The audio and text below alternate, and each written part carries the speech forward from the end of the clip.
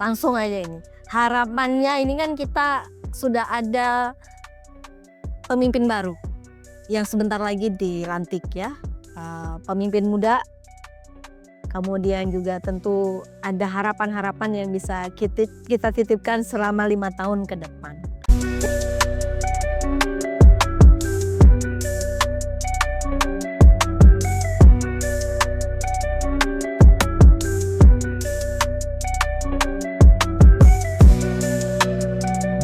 Ke segmen ketiga, kita masih mau lanjut lagi bincangan kita terkait dengan pertumbuhan ekonomi di Lampung, karena ini cukup menarik dan kebetulan juga sesuai dengan bidang kami berdua ini, Komisi 2. Jadi tadi daging semua yang disampaikan oleh Prof, kemudian Mas Wira, ada beberapa catatan penting yang nantinya harus menjadi atensi Komisi 2 untuk bagaimana perekonomian di Lampung, termasuk juga misalnya jangan hanya bicara soal pertanian, tapi juga bagaimana industri pertanian di Lampung ini juga bisa meningkat gitu ya.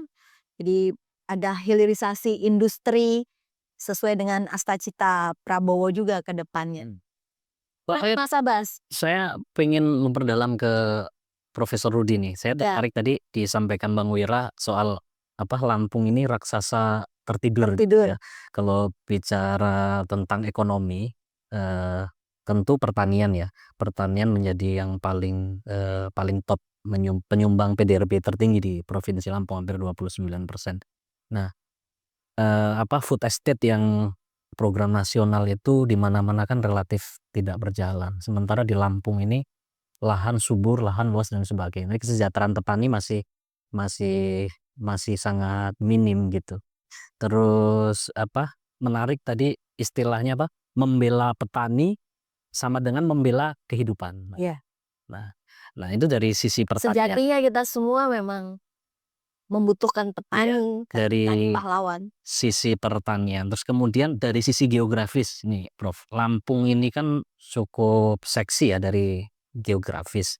Jadi gerbangnya Sumatera, terus kemudian daerah penyangga Jakarta dan lain sebagainya. Nah, gimana memanfaatkan posisi strategis ini untuk meningkatkan pertumbuhan ekonomi? Kalau kita misal bandingkan dengan Banten, Provinsi Banten yang sama-sama menyandang istilah gerbang Jawa, ini kan kalau kita bandingkan secara apple to apple nih kan masih sangat jomplang ya, dari PAD, terus kemudian APBD di sana 32 triliun, kita 8,7 triliun. PAD-nya juga hampir 1 triliun lebih. Jauh lah. Jadi gimana menyoroti soal geografis ini terkait dengan peningkatan kesejahteraan masyarakat di Lampung ini, Bro? Ya kalau menurut saya ini kan gini ya, masalah pertanian ya, perkebunan ini kan masalah yang namanya kompleks ya. Jadi memang yang harus dilakukan DPRD, terutama Komisi 2 itu sebenarnya mereview keseluruhan apa yang sudah dilakukan Pemda selama ini ya. Ya kita tahu fokus dari periode yang lalu itu kan petani juga. Nah kenapa petaninya nggak sejahtera? Kan ini juga jadi satu pertanyaan ya.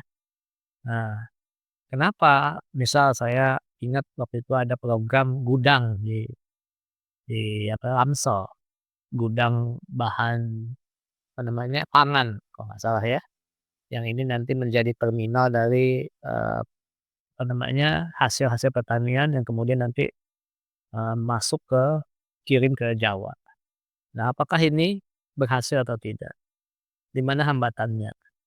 Nah, saya melihat hal ini terkendala banyak hal ya, dipengaruhi banyak hal, misalnya institusi. Institusi ini kan bukan hanya lembaga tapi rule of the game. Yang saya bilang tadi, bagaimana sebenarnya sih tata kelola pertanian yang ada di Lampung? Aturannya seperti apa? Ini kan kita belum menyelam lebih lanjut mengenai itu. Ya. Terutama misal keberadaan koperasi-koperasi yang ada. Apakah ada koperasi yang mewadahi misalnya singkong atau kita yang punya kopi ya, Jagung. ini banyak sebetulnya. kalau dipetakan Lampung ini ada banyak komoditas pertanian ya, perkebunan. Di Lampung Barat ada kopi ya, bahkan ada kemarin penipuan berapa miliar itu. Nah, itu suatu, bagian dari tata kelola juga kan. Ya, artinya apa, kalau saya melihat harusnya pemeran pemerintah daerah ini ada gitu ya. Yang artinya jangan membiarkan petani berniaga sendiri. Betul, tadi makanya saya, fokus di 2 hal. Pertama itu tata kelola. Tata kelola ini akan juga berkaitan dengan aturan ya, perda-perda apa yang sudah ada ya, pergub-pergub apa yang sudah ada ya. Kita kemarin kecolongan ada pergub yang dibatalkan oleh KLHR. Ini karena apa? Karena memberikan peluang untuk itu ya, untuk pembakaran ya. Kemudian juga, tata kelola itu misalnya koperasi ya, atau BUMD kita tadi yang saya tanya ke Pak Ketua Komisi, belum ada BUMD Yang khusus yang menangani khusus menangani komoditas itu ya. Dan pertumbuhan ekonomi banyak sekali modelnya, misal participating interest itu nggak pernah kita dengar sebelumnya, ya baru beberapa tahun belakangan. Kemudian ada juga namanya imbal balik dasar lingkungan. Ini misalnya ada, eee, Ulbelu gitu ya, Pertamina Geothermal dan lainnya itu kan harus memberikan sumbangsih, ada juga bagian untuk daerah. Jadi sebetulnya Lampung ini memang raksasa yang tertidur kita banyak. Dulu Angamus itu, Kota Agung itu adalah pelabuhan Pertamina. Kenapa? Karena dia kontur, lautnya yang memang bagus ya, sekarang nggak ada lagi. Nah, oleh karena itu ada 2 satu, solusinya. Yang pertama kita review keseluruhan tata kelola pertanian ya, yang ada di Lampung ini seperti apa sih, diurusnya seperti apa. Ya bisa dipanggil tuh dinas-dinas pertanian, sebenarnya kalian ngapain sih selama ini, ya. Regulasinya apa basisnya, ya. Apa evaluasinya yang sudah dilakukan gitu ya. Apa program-program prioritas yang memang kemarin tidak berhasil. Ya saya ingat dulu itu, wah itu apa, yang apa, gudang pangan itu, kalau nggak salah di Lampung Selatan. Mineral agribistis. Iya, kriminal agribistis namanya. Tapi kan kadang-kadang memang apa, teman-teman DPR ini kan terlalu fokus dengan anggaran yang termaktub di dalam dokumen APBD. Padahal di luar itu, tata kelola, tata niaga itu juga luar biasa. Betul. Iya, tata kelola pertanian itu kan akan berkaitan dengan bagaimana, tata kelola pertanian itu dijalankan, ya kan. Misal yang tadi itu, misalnya yang saya kasih contoh yang dicontohkan oleh Pak Ketua PWI, ada namanya, badan independen yang untuk menguji ACI itu kan ya. Ini kan bisa dibuat dalam perda tata kelola, tidak tidak harus kita itu, apa ya, mencari obat, oke harga singkong 1.400 itu nggak masuk akal dalam berapa. Itu motorannya nu kaktus. Artinya dan dalam tata kelola itulah dibentuk gitu. Bagaimana misal tadi ya, perlunya kalau memang dia ada lembaga independen, apakah ada koperasi, ada BUMD yang mengurus itu. Jadi kita betul-betul menyembuhkan, sama aja kita sekarang kan kalau berobat di MRI dulu semuanya. Jadi dikenali dulu. Kenali dulu gitu ya. Terutama juga menurut saya perlu sekarang BUMD pertanian untuk bisa jadi, alat ya bagi pemerintah daerah untuk bisa menguatkan dan meningkatkan produksi-produksi petani, gitu. Mas Wira? Iya, kalau saya sih tinggal political will-nya dari pemegang kekuasaan, dalam hal ini sebutnya sama legislatif, untuk mewujudkannya dalam, action. Karena kita bicara bela petani jangan sekedar ucap, jangan sekedar kata. Kalau memang action-nya apa yang harus dilakukan, pertama mungkin dari fungsi DPRD legislasi, bikin aturan yang memang, eee, aturan itu berpihak kepada petani. 2 juga, eee, bagaimana DPRD itu ketika manfaatkan sekali itu ketika dia reses itu. Persoalan-persoalan di petani bukan sekedar hanya dilakukan, bahkan bantuan reses, umur bor atau apa udah. Bukan seperti karena persoalan itu pasti di lapangan. Nggak usah ngajari mereka cara nanam lah, mereka lebih hebat, lebih lebih paham mereka ini. Bahasa gaulnya apa tahu lo kan gitu. Nah, cuma bagaimana kan mempermudah mereka dalam mengakses kemudahan untuk mereka bertani. Kalau di kuliah saya itu ini Prof, ada namanya tata niaga pertanian. Iya. Tata niaga pertanian tuh 3 SKS Prof, kalau di Fakultas Pertanian Unilai. Jadi dipelajari sekali itu bagaimana mengenai rantai tata niaga pertanian dan jangan telat juga bersikap. Harusnya kan yang berteriak duluan tuh Komisi 2 kemarin kalau Sinkom. Iya, ini kok keluar lintas komisi saya lihat kemarin. Iya, itu yang Ya, setelah itu diam ketika eksekutif mengambil kebijakan yang salah. Kalau menurut saya salah. Naur kebijakan PJ kemarin ya. Iya. Naur Pak PJ itu nggak paham, nggak nyambung bener kata Waro itu nggak nyambung gitu kan. Masa dikembalikan ke harga 2021, harga 900. Dia nggak memperhitungkan harga pupuk naik, nggak ini naik. Dan kata saya bilang iya tuh, bilang selesaiin apa? Sudah dulu pencitraan itu bela petani dulu gitu kan. Ya, memang kan akhirnya karena tekanan baru bersikap.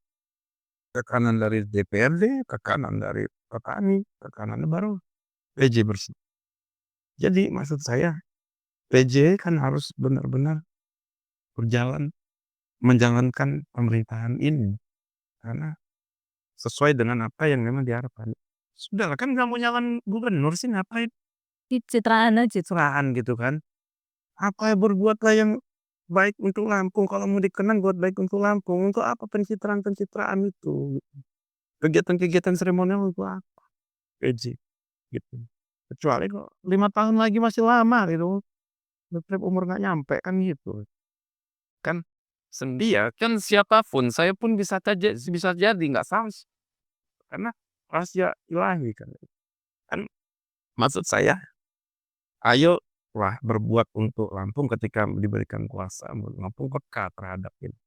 Ini lagi Komisi 2 harus juga jeli kan dalam hal UMK urusan Komisi 2 juga. UMP, Ya harus ya. UMP, CSR urusan Komisi 2 juga. Komisi 3. Iya, mungkin bisa dikasih tahu juga. Prof, kita nggak tahu, Prof. CSR kita ini kemana, Prof? Iya, betul. Nggak tahu. Padahal anggaran apa di situ, undang-undang mengamanahkan berapa persen ya. Ya lihatlah lingkungan dari perusahaan itu seperti apa. CSR ini nggak genah kemana alurnya. Ada namanya forum CSR, saya nggak kenal ya sampai sebatas mana forum CSR. Mungkin bisa di ini lagi forum CSR ini seperti apa. Kayak ayolah saya berupaya dari saya gitu kan, meskipun tidak bisa memperbaiki semua minimal kita sudah berbuat.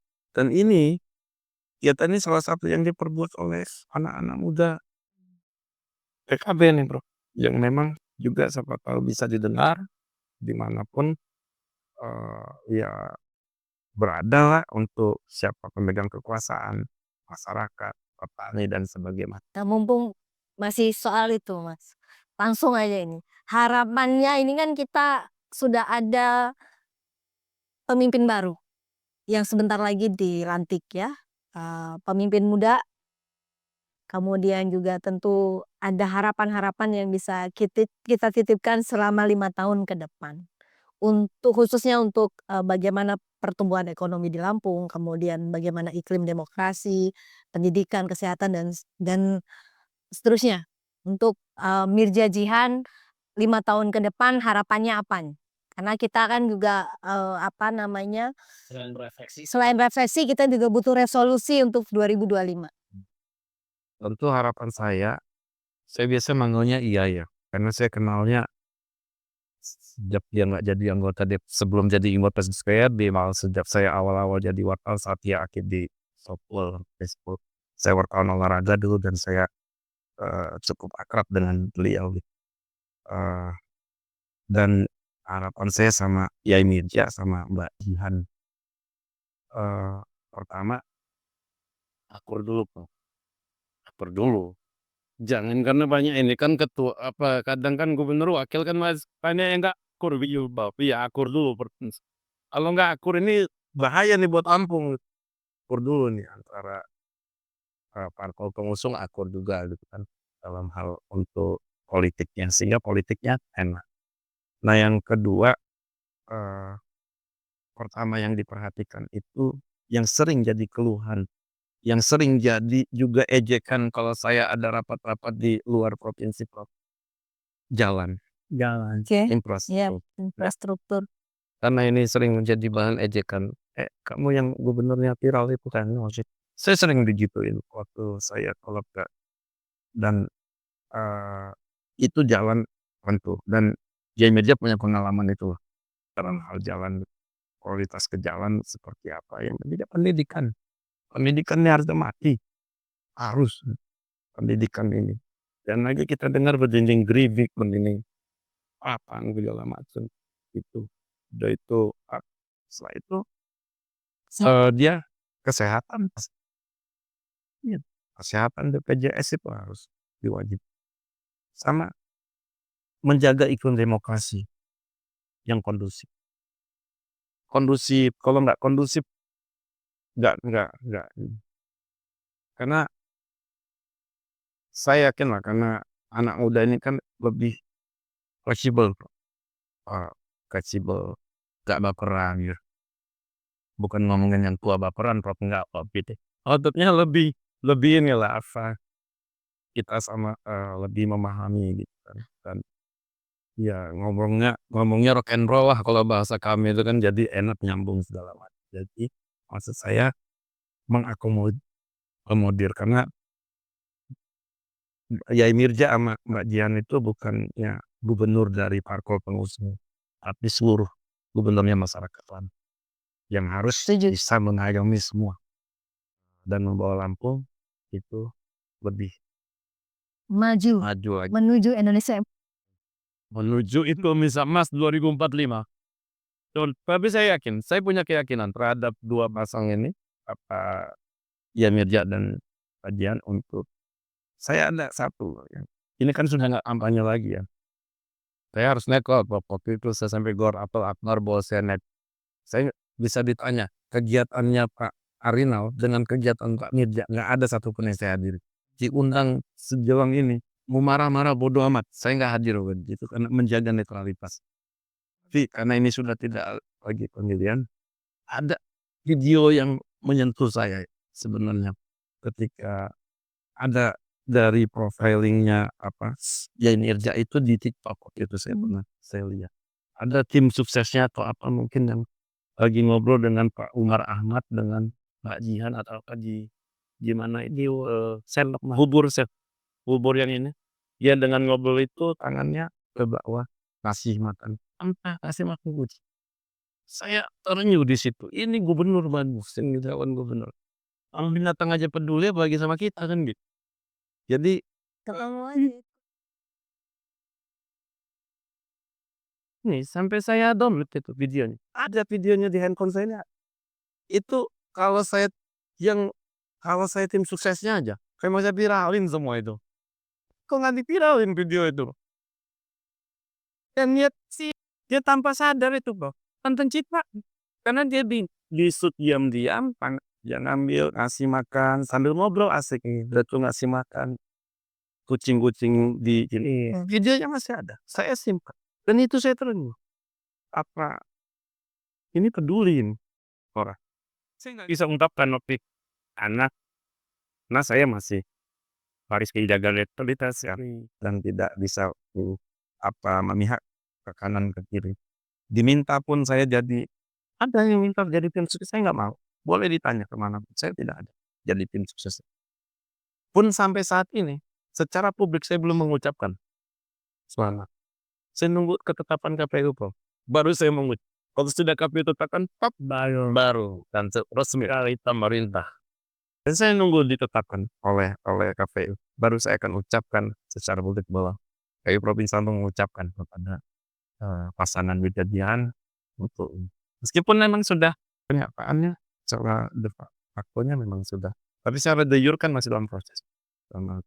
Itu harapan saya pada Yayan Ngerja sama Mbak Jian. Ayo berkolaborasi sama semua pihak, jadikan Lampung raksasa yang terbangun. Nah. Gitu. Oke, thank you Mas Wira. Prof, gimana Prof harapannya untuk kepemimpinan baru dengan anak muda yang luar biasa? Ya, kepemimpinan Pak Mirza dan Mbak Jihan ini kan memang, yang pertama didukung oleh pemerintahan pusat ya, ini jadi kunci juga. Dan yang kedua mereka ini muda. Muda ini ada positif dan negatif juga kan. Kadang muda ini banyak inovasi tapi juga, ada kemungkinan menabrak-nabrak gitu kan ada mungkin ya. Nah yang saya harapkan sebetulnya, fase kepemimpinan 5 tahunnya direncanakan dengan baik. Misal apa sih, prioritas pertama dari Pak Mirza sama Mbak Jihan, kemudian diatur gitu ya, termasuk juga anggaran, termasuk juga stabilitas politik, dukungan DPRD ya, termasuk juga dukungan pemerintah daerah. Nah pada dasarnya kan misal, eee, banyak konflik misal jalan lah, ada yang klaim itu jalan kabupaten, jalan provinsi, jalan nasional. Nah ini aja udah nggak klop. Di media, di medsos atau di media ini frame-nya bisa banyak ya. Orang masyarakat biasa ya mana peduli, itu yang penting Lampung, ya kan. Nah tapi ini harus betul-betul eee, diprioritaskan dan juga direncanakan sampai 5 tahun. Jadi ada tahapan perencanaan tahun pertama, tahun kedua, ketiga, keempat, kelima, sehingga selesai gitu ya. Nah ini, yang kita pesankan ke Pak Mirza dan Mbak Jihan, untuk bisa memimpin Lampung ini. Lampung ini dari dulu kan terkenal ya, punya potensi yang banyak tapi tidak pernah bisa bangkit. Kenapa? Karena ya permasalahan-permasalahan dalam konteks misalnya, persaudaraan ya. Nah ini juga jadi catatan buat Pak Mirza dan Mbak Jihan, jangan sampai nanti kekerabatan lebih diutamakan dalam mengisi pos-pos yang penting ya, seperti itu. Nah, karena ini kan menjadi taruhan, apakah anak muda bisa berhasil memimpin? Dua-duanya muda, dua-duanya nggak ada yang dia kalau dulu Pak Ridho wakilnya bisa lebih tua, ada. Oh ini enggak, sama-sama dua-duanya. Kayaknya harus akur itu tadi. Iya. Sering berantem nonton. Betul betul. Itu aja Mbak, oh ya. Oke, baik. Ya, kita lihat lah nanti. Terima kasih Mas Wira, Prof Rudi. Sobat, ya nggak beras, sobat ya, kita sudah sampai di segmen terakhir dan ini adalah podcast dengan apa, tema-tema yang nanti pasti berkaitan langsung dengan kehidupan kita sebagai warga di Lampung, karena memang ini adalah suara dari legislator untuk rakyat, maka kita juga mulainya dari rumah rakyat, karena ini adalah rumah rakyat, kita cuma numpang di sini. Mudah-mudahan suara-suara yang nantinya akan terus kita sampaikan. Kalau hari ini kita hadirkan para pakar, bisa jadi nanti di segmen-segmen selanjutnya kita hadirkan langsung masyarakat ya, yang ya bisa nelayan, bisa petani singkong yang memang berdampak secara langsung. Jadi sampai ketemu di podcast-podcast selanjutnya, Mimbar Rakyat bersama rakyat, dari rakyat untuk rakyat.